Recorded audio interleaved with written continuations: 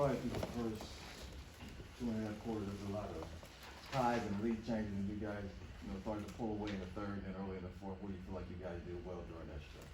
I mean, our bench, you look at the numbers. I mean, Book scores 29 in 31 minutes.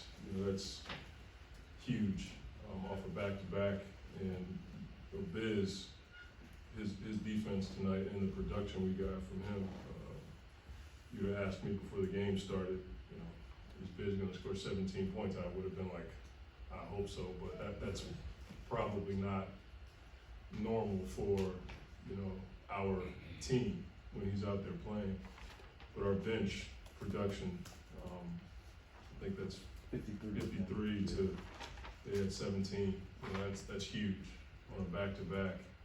Emotional loss last night, and our guys we had to dig deep. You could see both teams were tired, and I thought the emotional stamina was in a good place, because when you're playing against Big Joe, he's going to draw contact, and sometimes it's just frustrating when you're playing great defense and big dude like that's just running into you. I thought we held the rope as far as mental stamina tonight. That helped us for sure. And I thought the game plan discipline was really good. Kev came in with a bit of a plan to try to mix it up on Joe, and we had a bit of a different pick and roll coverage on the backside of our defense tonight to try to take away their pocket passes. And in a few instances, it helped us, especially in the third.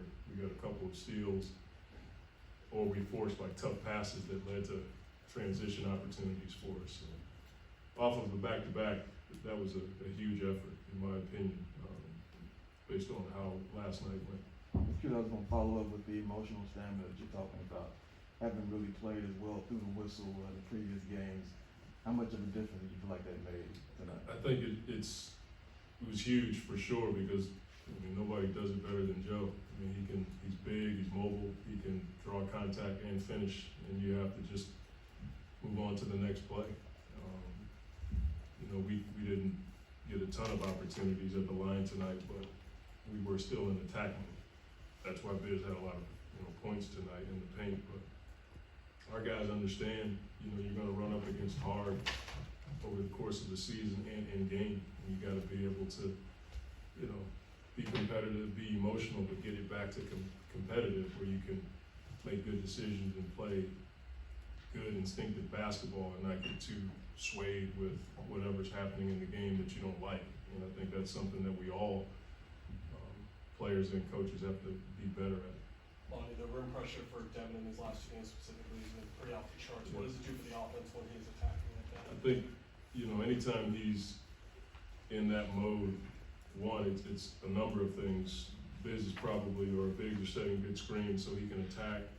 We're playing 0.5 action pass, 0.5, and then it's just his instincts to get to the basket. And it's under control. And a lot of times it's with his left hand, which is really difficult when you're going full speed to gather yourself and finish with your left hand. So he's been in our system, from Jump Street, so he understands where those opportunities are. But I think anytime we play in action pass, 0.5, or action pass, whatever it looks like, to a 0.5 drive, I think that allows for guys like Book to get to the rim a bit more efficient. Like we talked about pregame, did you like how the defense set up the offense for those 35 assists? If you think about their team and how they shoot the ball and score, to hold these guys to 105, that's a huge accomplishment for us. I thought we got timely stops tonight. Maxey was shooting the ball well, but nobody else got loose. That was huge. Again, coming off of a back-to-back. And again, our best offense is a defensive stop. I've said that my whole coaching career. The best offense is to get a stop and get out and run. And with the shooters we have and the guys who can touch the paint, it allows us to be more efficient. Coach, you mentioned mental game plan stamina tonight and coming off an emotional loss. Mm-hmm. I know it's 1 of 82, but when you're shorthanded and coming off a game like that and going through kind of a skid recently, how big was it to see that type of energy and focus? It's huge. I understand the mental makeup of our group to a degree. Not in totality, but I understand how much much they wanna win. After last night, I felt it. They felt bad. We know we kinda let it go in the third quarter. And, you get on the bus, you get on the plane, you can feel the remorse. And so, you don't know what it's gonna end up being, but you understand that your guys care. And when you care like that, you come into the next game, you're focused and you're ready to go. They couldn't wait to get on the court tonight. And, that's the kind of group you love to coach.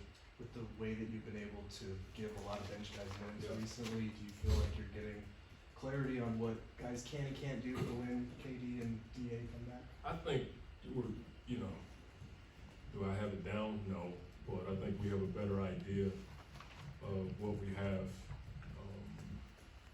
You know, sometimes when you go through adversity, it forces you to learn things you wouldn't have learned had you not gone through it. You know, as I said in pregame, I probably wouldn't have played TJ this much. Had Kevin not been out, because we felt like we had a bit of a rhythm in the lineup that I was just used to.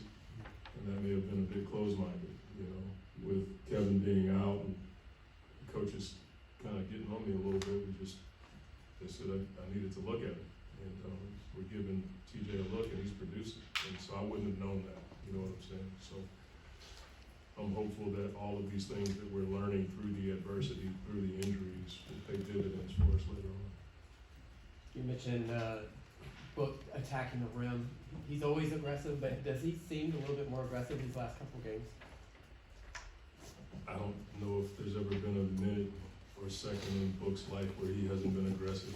You know, I don't. He's always aggressive. You imagine him at the dinner table. That young man's always aggressive. So I don't know if it's just the last two games. He's a competitive dude. Monty, He hates losing. Monty, how do you evaluate Chris at this point? In what regard? Just his whole game, what he's doing, what he adds to the team at this point? Chris is Chris. He's sacrificing a lot. He's playing off the ball a ton. And that to me is, if I had to evaluate him, that's what I would say. He's a guy who just wants to win. Tonight I thought he was really good in pick and roll. And he was getting to his spots and his snake move that he does. He's been doing it for 20 years now. So I think Chris has had to adjust more than anybody. You know, having to get off the ball a ton more this year, playing with Cam and Mikhail with the ball, Book with the ball. Now Kevin's got the ball. So I think when it's all said and done this year, it's gonna pay off for us. So I wouldn't evaluate him with a grade or anything like that. I just love the way he sacrifices for the team. Plus, with him Last playing couple. 25 minutes, that's a nice amount of minutes for him to be on the floor this late in the season. It helps for sure. Cam had it going, and again, Chris saw Cam hit a couple shots, and he looked at me and he said, "Coach, let him go." So that says a lot about how much he does for the team.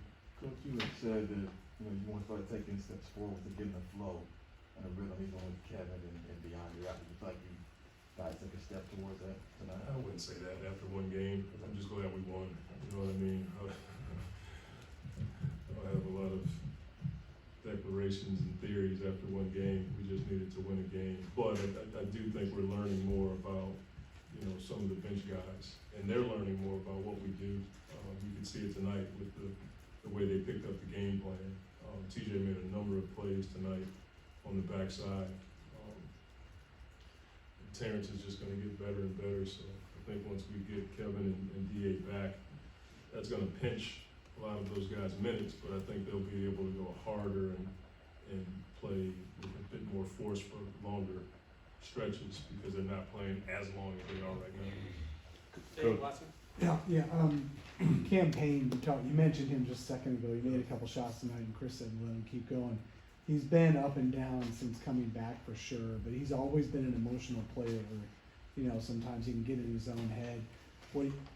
What have you seen from him lately in being able to just play through all these emotions? I think the thing about Cam that's, I appreciate is his bounce back ability. You know, he can have an emotional game where doesn't play as well as he wants to, and then the next morning he's right back in it. I'll take the white team over and go through offense with them, some defensive coverages, and he's standing right by my side.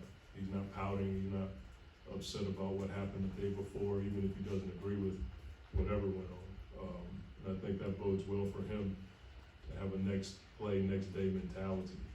And when you're the backup point guard, I've told him for years, the most steady guy in the gym has to be the backup point guard. And that's what we're trying to help him grow into, just being more steady with his passion and emotions without losing his identity. Thanks, Scott. Thanks,